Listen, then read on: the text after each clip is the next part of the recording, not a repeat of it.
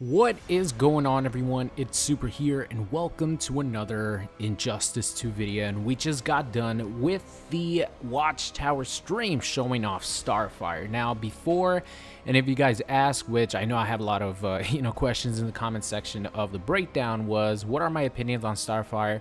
Well, I can't really come up with one just yet because I just watched it once. Usually I break down the Watchtower stream. I watch it a couple times, but there's not going to be any need for that because she's going to be released tonight for people who bought the Deluxe Edition, Ultimate Edition, Ultimate Pack, stuff like that. So I'll be streaming her tonight, playing her tonight. We'll see how it goes. But first impressions, just the very first time watching her gameplay. I gotta say she doesn't play the way I expected her to play, and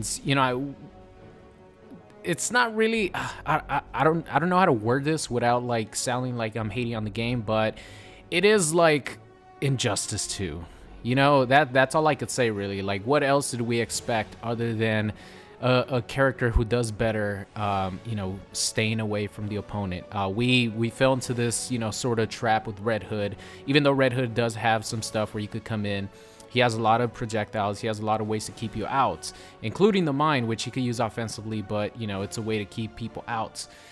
Starfire looks to be a character who's best keeping her opponent out. Now, her look, in my opinion, really makes me want to play her. Like, I don't care that much if she's a zoning character because we did see other things about her gameplay in which she has really cool looking combos, and like I said, the way she looks, best female character in the game, best looking female character in the game. Her shaders make her hair change. A lot of positive things about the way she looks. Can't wait to see her epic gear. All that sort of washes away the salts of her being more of a keep out character instead of being like a Spectral Ermac type character, which is what I expected, where her trait is the ability to fly, which, again, one of the best things about a character like Red Hood, having, different pop-ups and having that one special move where he stabs you and, empties out a clip on you and then throws it back at you, it ricochets, you reload the gun. One of the best animations in the game. Again, something that's really cool like that is tied to gear and gear ability, which I might never get that epic gear ability, you know what I mean? So it makes me a little bit disappointed that she's not what I expected her to be like. One of her biggest tools, just in general, like one of her best powers is the ability to fly. So I really can't believe that they didn't implement that into her core gameplay and didn't make that her trait. Instead, they went with some beams that keep you out and that, you could do multiple things with it. But so far, I can't really, make too much of judgment on her gameplay, but the way she looks, she just looks absolutely amazing. She looks great. It's all I could say. That sort of, like I mentioned, washes away the fact that she's mostly a keep out character. But now let's talk about the juicy stuff, which is some information that we got during today's Watchtower stream. So here we go. Number one, no new information about Fighter Pack number 2. All they said was they have nothing for us at the moment. Of course, stay tuned. They pretty much reiterated what Ed Boon said, saying there's something coming soon.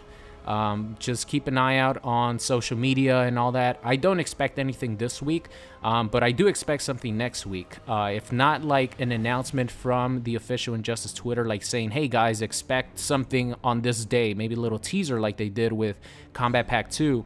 Like I mentioned, next week, I definitely expect next week. Nothing this week. This is all like Starfire week, in my opinion. Unless they, shock us and surprise us with, hey, look, here's Fighter Pack 2.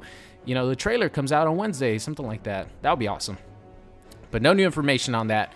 Okay, so here are some upcoming things that are going to make Injustice 2 even better to play, in my opinion. So this is something that we've all wanted, which is more gear and more shaders, especially for specific characters, i.e. Joker for me. Joker has so many looks throughout the 70 years, whatever he's been in comic books, and they missed out on a lot of his gear. I really hope that Joker gets some gear. He didn't get any buffs in this last patch, but hopefully he gets some gear soon. And a lot of your favorite characters that might not be a Batman or a Superman that have a ridiculous amount of gear to them. More characters are going to be getting gear and shaders in the future. So gear and shaders will be added in the future. Nothing specific on date, any of that stuff. They didn't even talk about this maybe being implemented in the next patch or anything like that, like these next couple of things that I'm going to talk about. But they did confirm that new gear and shaders are going to be coming to Injustice 2 for characters. So that's always a positive thing that they brought that back, because they were talking about this before the game came out. Then they haven't mentioned it until this latest Watchtower stream. So I'm happy that, you know, they sort of answered a question that they haven't talked about in a long time. New gear for characters, new gear and shaders want to add. Let's see. Okay, so these two things right here are huge for Injustice 2, in my opinion. Huge, huge, huge. Something that multiple fighting games, pretty much almost every fighting game, has implemented in their system. So ranked matches. All right, let me, before I tell you guys the news, it's supposed to come during the next patch. And if you remember, Injustice 2 is not going to get patched too often.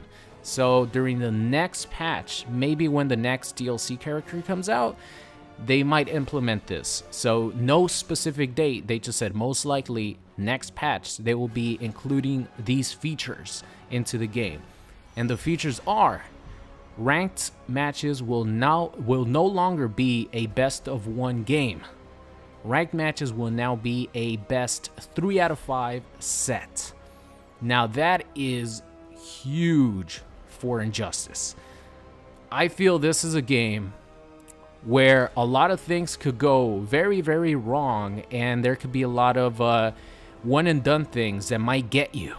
You know, you might figure something out at the end of the game when it's a little bit too late.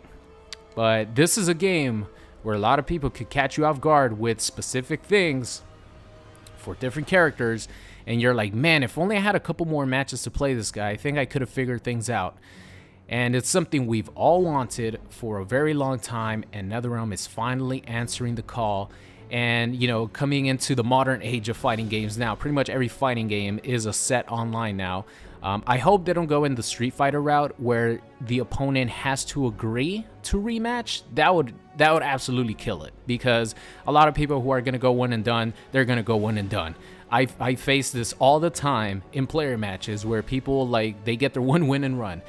So I hope that it's mandatory best 3 out of 5 if you play ranked. So that is a huge, huge change coming to Injustice 2 ranked. It's something that we've all wanted, like I mentioned before, and it's going to make all of us better players, because the more games you have with an opponent that might give you problems, the more you're going to learn.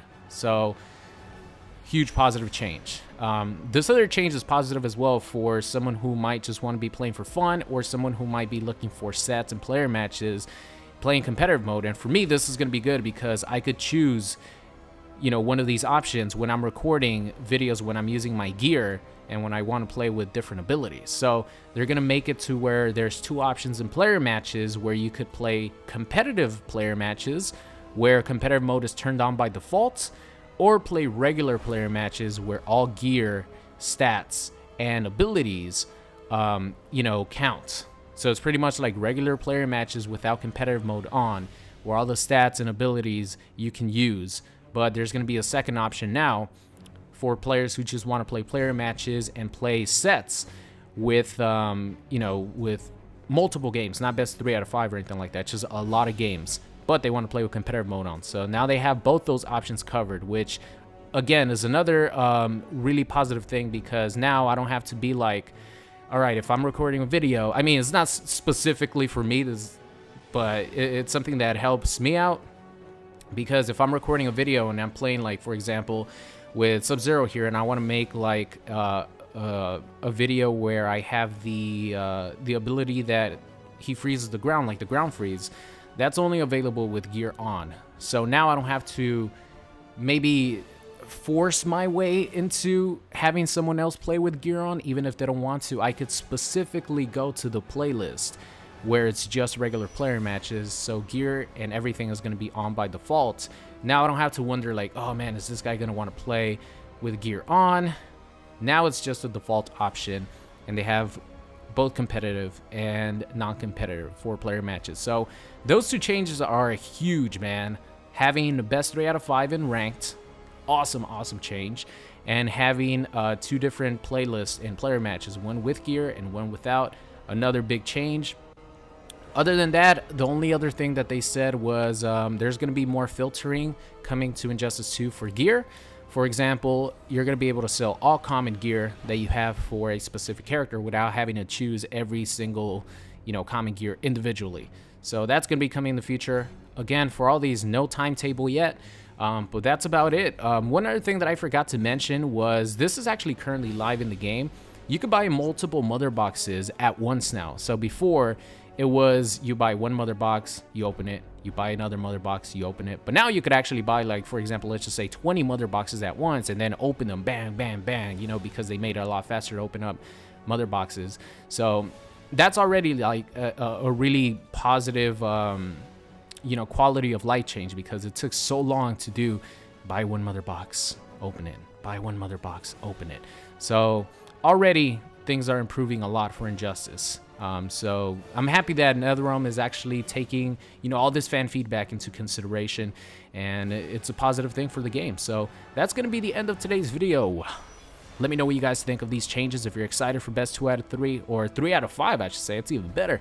Are you excited for best 3 out of 5? Are you excited for, having more gear and more shaders added to the game in the future? And what do you guys think about Starfire? So that's going to be the end of today's video. I'll catch you guys next time. What's going on? It's Super here, and thank you for watching today's video. I hope you enjoyed it. If you did, make sure you guys subscribed if you are not already. Also, check out any of these videos linked at the top. Thank you for watching, and I will see you guys next time.